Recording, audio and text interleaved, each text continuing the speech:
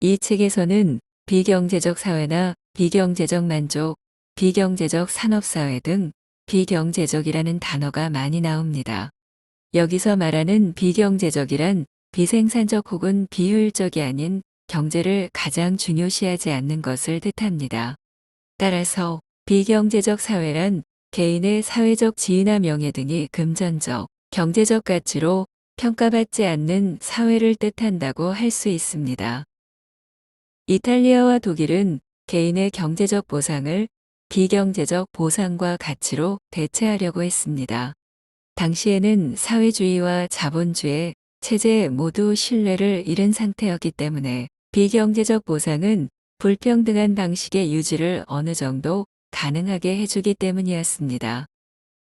파시즘의 본질과 역할이 무엇인가에 대하여 논란이 되는 몇 가지 질문들이 있습니다.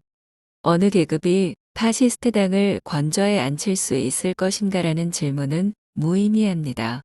특정 계급이 그렇게 한다는 것은 불가능합니다. 전체주의는 자본주의인가 혹은 사회주의인가라는 질문도 잘못되었습니다. 어느 쪽도 아닙니다. 파시즘은 자본주의와 사회주의 모두를 타당하지 않은 것으로 단정하였고 사회주의와 자본주의를 초월하는 즉 경제적 가치에 기초하지 않는 사회를 추구합니다. 파시즘과 나치즘은 사회적 혁명이지만 사회주의는 아닙니다. 산업사회 생산 방식을 유지하지만 자본주의도 아닙니다.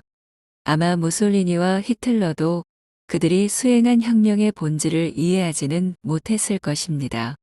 단지 사회적 필요가 그들로 하여금 사회적 혁명을 촉구하게 하였으며 이러한 비경제인 사회의 건설을 목적으로 하는 사회정책을 도입하도록 한 것입니다. 하지만 경제적 불평등을 당연하거나 의미 있는 것으로는 만들지 못했습니다. 그래서 계급 갈등을 예방하기 위해 사회를 생물 유기체에 비유한 사회 유기체설이 다시 등장하게 됩니다. 파시즘이 이용한 사회 유기체설은 계급들 사이에 존재하는 경제적 불평등을 합리화하는 것이 아닌 제거할 목적으로 비경제적 역할을 창출하기 위한 것이었습니다. 파시스트 시민군, 돌격대, 친위대와 같은 준군사적 조직들 또한 비경제적 목적에 이용되었습니다. 그들의 군사적 가치는 다소 떨어졌지만 그와 비례해 사회적 중요성은 올라갔습니다. 경제적 질투심을 준군사적 조직에서 오는 비경제적 우월성을 통해 해소하려고 한 것입니다. 하지만 비경제적 보상이 사회적 격차의 원인인 경제적 불평등을 완전히 제거하지는 못합니다. 이때 생각해낸 것이 바로 무장한 국가였습니다. 군대는 개인의 역할, 지위, 명예가 경제적 지위에 기초하지 않아도 되는 유일한 조직이기 때문입니다. 군국주의 경제체제의 비경제적 사회구조는 농업에서 더 명백히 볼 수 있습니다. 농업의 군대식 편제는 자유로운 교환 활동에 정부가 가장 적극적으로 개입한 사례였습니다. 농장들 대부분은 수출을 위한 제조 공장으로 바뀌었고 대규모 봉건지주와 자작농은 경제 발전이라는 명목하에 해체되었으며 이러한 저항에도 불구하고 혁명은 계속 진행되었습니다. 전체주의 국가는 어떤 사회 질서와도 통합될 수 있는 전문 직업인을 뜻하는 자유 전문 직업들을 사회의 전체적인 계획에 맞추어 통합시켜야만 했습니다. 군사적 관점에서 볼 때 그들은 불필요한 존재입니다. 이를 통해 무장한 국가는 일관성을 유지하게 됩니다. 전체주의 사회는 경제적 목적을 아예 부차적인 것으로 취급했습니다. 전체주의 경제학의 비밀은 무엇일까요? 전체주의 경제학의 비밀은 소비 관리입니다. 전체주의 경제학은 불황이 구매력의 부족에서 기인한다는 현대의 과소소비 이론과 달리 불황은 과잉 소비와 생산재 산업에 대한 과소 투자에 의해 발생한다고 믿었습니다. 따라서 그들은 자본 재투자에 필요한 자본 조달을 의도적이고 강제적인 소비 축소와 구매력 감소로 확보했습니다. 전체주의는 경제적 평등이라는 추세를 따라가기 위해 특권 계층의 생활 수준을 불공평하게 축소했습니다.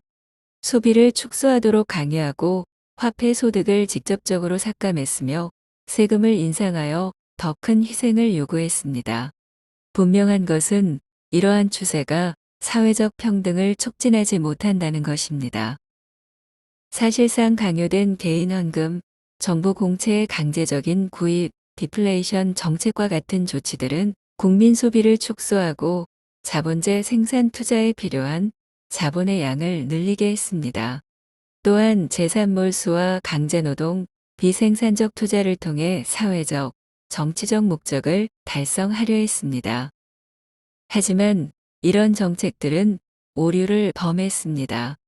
대중이 이데올로기를 전혀 믿지 않게 되면 정신적으로 붕괴될 것이며 더 축소할 수 없는 최소 소비 수준에 도달하면 경제적으로 붕괴하게 됩니다. 원재료의 수입 문제는 이탈리아와 독일로 하여금 소비 축소 추세를 가속화하고 소비를 더 이상 축소할 수 없는 생존 수준까지 급격히 감축하도록 위협했습니다. 일정한 수입 원재료 대금을 지불하기 위해서는 국내 재화의 생산 수량을 계속 증가시켜야 했습니다. 이런 증가는 소비를 더 감축하는 만큼 스스로 그 다음 수입의 부담을 키우는 악순환에 빠지게 했습니다.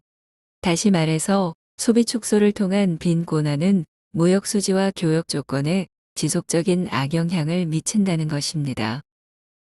특히 농업의 경우를 살펴보면 생산된 식료품의 대부분은 전쟁 등에 전용되었으며 동물용 사료의 경우 이미 한계에 봉착했습니다. 그런데 수입 농산물의 점유율은 감소되지 않았고 필요한 외화는 더욱 많아졌습니다. 따라서 전체주의 국가는 원재료 생산국들을 정치적으로 복속시켜 부담을 떠넘기려 했습니다.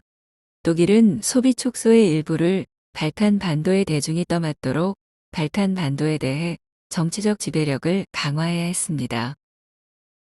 사실 수입 문제 그 자체는 전체주의 사회의 결정적인 문제는 아닙니다. 중요한 질문은 전적으로 전체주의가 사회적, 정치적 기적을 계속 추진할 수 있는가, 그리고 전체주의가 악마를 퇴치하고 사회의 합리성과 세계의 합리성을 회복할 수 있는가 하는 여부에 달려 있습니다.